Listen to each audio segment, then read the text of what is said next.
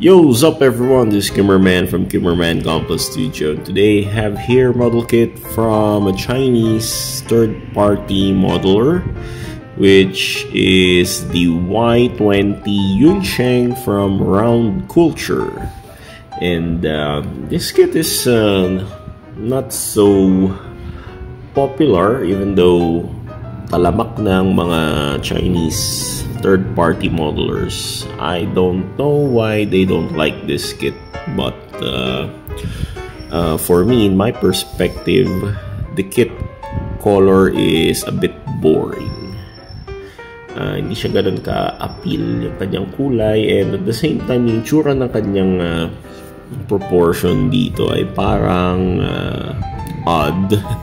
Especially ang haba ng kanyang torso, and yung legs niya ay mukhang maikli. Pero matangkad tong kit na to. It's about 25 centimeters in height. At napakalaki niya. Ang laking bulas niya.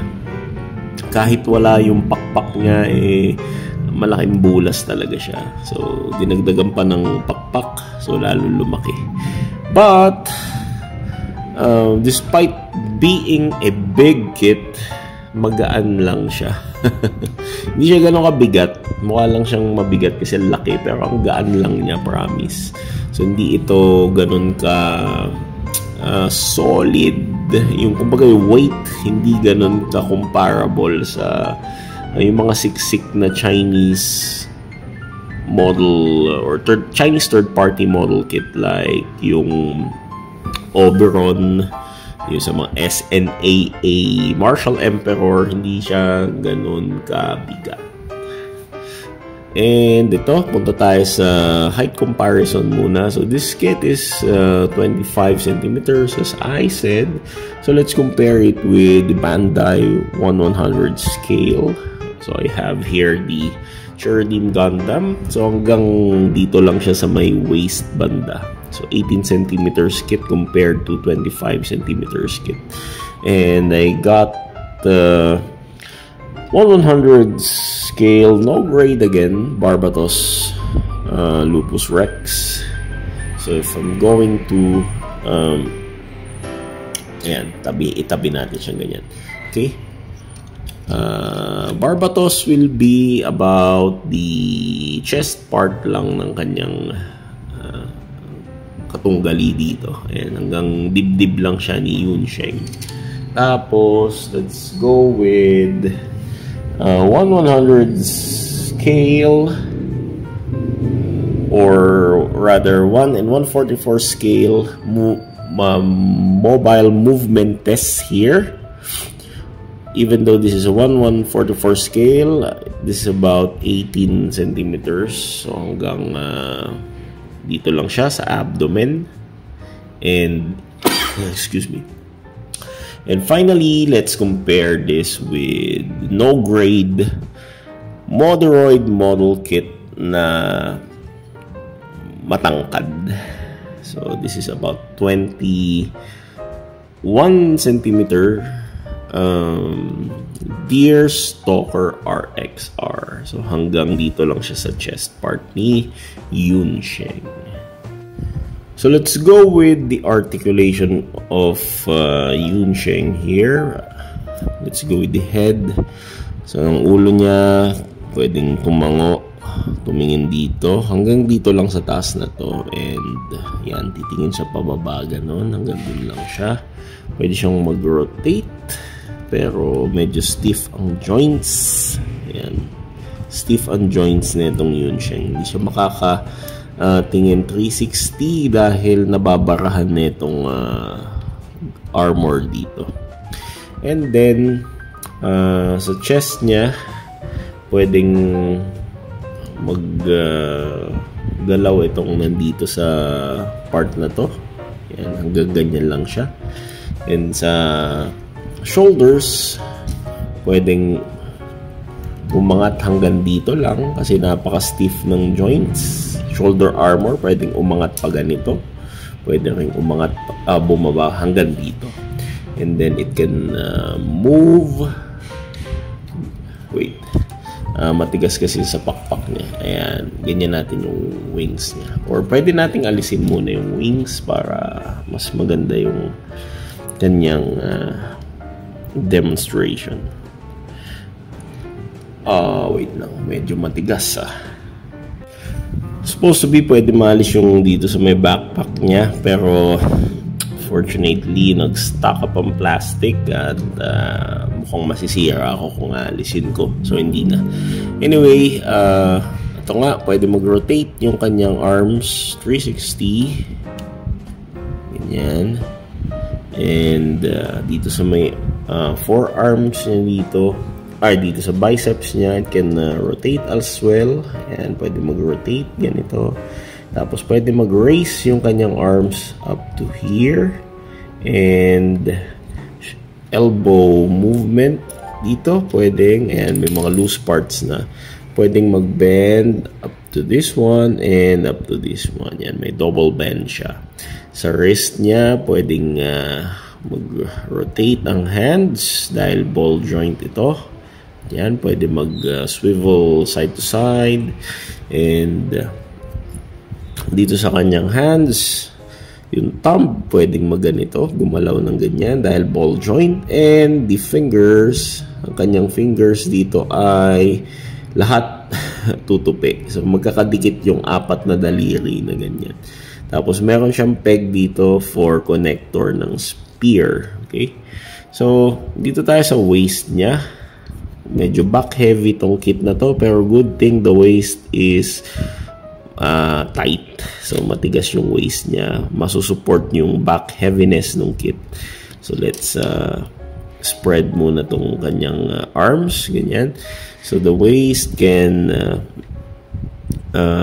rotate like this. Yep. And pwedeng mag bend or mag flip pag ganito yung mga side skirt and front skirt. And front skirt niya ganyan. Then ito, laki nung side skirt niya pero front skirt niya maliit. Tapos dito sa may back part, yan, pwedeng mag swivel or mag hinge ng ganito yung butt flap niya. Tapos dito sa part na ito ng kanyang butt skirt, hindi yan nagagalaw. Hindi siya itong clear green na to, hindi siya ganun ka-articulated. Except dito sa may gray flap na to, pwede mag-raise up to this point. Okay? And sa legs niya, pwedeng sumipa ng ganito kataas.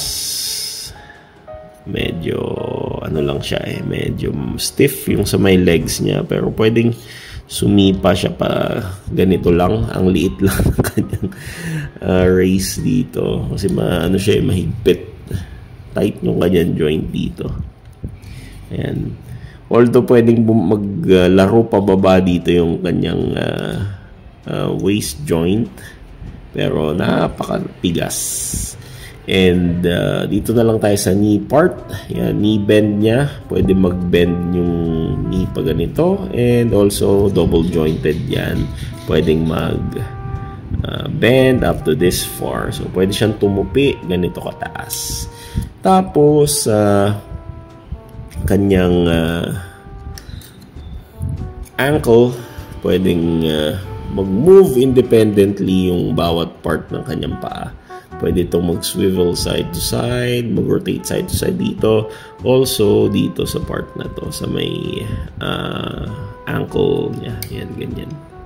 So, ang galing. Ang weird lang kasi gumagalaw yung mga toe. Yung kumbaga sa toe part, bumove independently. Parang ganyan. Abnormal, di ba? Ganun. Tapos, yung armor na to, sa foot armor, yan, can swivel up and down. Okay. Sad to say, itong kit na to ay hindi nag-transform. Although mukha siyang Y-20 aircraft ng China, hindi siya nagta-transform. By the way, yung design na to kasi is Y-20 bomber, and yung Chinese martial arts saint nila na nalimutan ko yung name, pero We'll search in the Google later on. Ito nga, bale, combination ng aircraft at yung martial arts saint ng mga Chinese. Ganun yung concept ng design nito. And so, sa backpack, let's go with the backpack here. Ang backpack niya pwedeng mag-flap yung wings up to this far. Yeah. Then, ito pwede mag-close ang kanyang wings dito. Pwedeng, paano ba to? Pwedeng mag-open and close ito. At the same time, ito pwede mag-close din pag ganito. Meron joints dito. Meron din joints dyan. Ayan, mag-close na yung kanyang wings. So, ganito yung tsura pag-close. Ganito yung tsura naman pag-open. And also, the wings can hinge like this dito. Ayan. So, nothing special with this kind of model kit kasi hindi nga siya nagtatransform. Siguro the reason why hindi siya nabili dahil nga dun sa features na yun kasi most of the collectors like kits na nagtatransform, but for me, I don't like transforming kits kaya nagustuhan ko na rin tong kit na to. And yung color kasi nito is boring. For me, the color is not that appealing. Yung super gray siya. Tapos, parang hindi tugma kasi yung kulay ng green, clear green. Hindi siya parang appropriate sa kulay na itong kit na to. Then, may yellow. May yellow and red. So, parang for me, it's not that cool yung kulay na ganun. Also, ayan, may natanggal na parts dito. May ako na lang ididikit. Anyway, let's go with the weapon of this kit. Even the weapon is not that appropriate. Imagine, aeroplano, may sandatang sibat. So, parang awkward for me. Siguro kung baril pa ang weapon niya, or a big rifle, just like Gundam Wing, something like Gundam Double Zeta or Zeta Gundam na baril usually ang mga weapon. Secondary lang yung mga melee weapons. Ito gumagamit ng sibat. Ang sibat niya, although maganda, for me, it's not appropriate sa kit. Actually, mas matangkad pang sibat sa kanya. It's about 33 centimeters in length. Maganda lang. Maganda rin naman kasi ang nagbigay appeal dito yung clear green at saka itong mga diamonds dito. As you can see yan, yung mga diamonds na yan is separated parts, small parts. Be careful when applying this kasi medyo matigas at saka madaling mawala kung malalaglag mo. And ayan nga, yung part na to ng spear, merong mga peg holes para sa kamay para mahawakan niya na maayos. So yan lang, simple lang. Pwede mong ibuka yung kanyang kamay na ganyan at ipasok mo dito yung sa peg ng kamay niya, ipasok mo yung spear and close like this and presto, ayan, nahawak niya na yung spear niya. Pero, for me, awkward talaga yung weapon na to. Saan ka nakakita? Aeroplano, may sibat. Di ba? And that's it. This is just a quick review for this Yunsheng model kit here. Na not so appealing, kaya siguro hindi ito nabenta.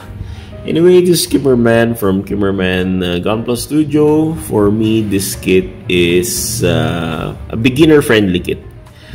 Even though mukha siyang malaki, the parts here is not that complicated. Para ka nagbe-build lang ng 1/100 no grade na may, or yung mga early releases ng master grade model kit. Mukhang complicated tingnan pero simple lang talaga tong i-build, promise. You can build it about 2 hours kung sisipagin ka. So again, bilhin nyo ito kung gusto nyo. Kasi mura naman, I bought it around 1,200 pesos kay MechPlayer. So, yan. See you next time and God bless. Masalama, auf Wiedersehen. Paalam sa inyong lahat.